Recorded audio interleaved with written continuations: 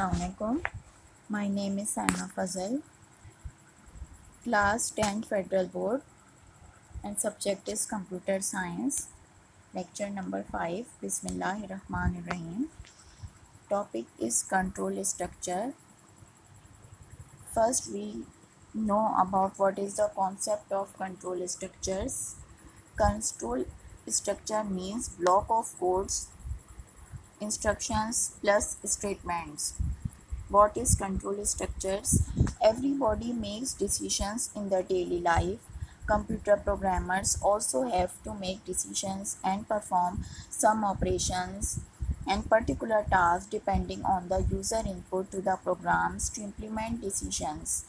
A control structure is like a block of programming that analyzes variables and chooses a direction in which to go based on given parameters. As we know that the term flowchart, flow control details the direction the program takes it. Here is a control structure which is also called a block diagram of flowchart. Here statements are given below. Statement 1, 2 and so on. Statement is also called a sequential structure. Next is the selection structure and last is the repetition structure. First, control structure based on the following structures. First one is selection structure, second is sequential structure and third one is repetition structure.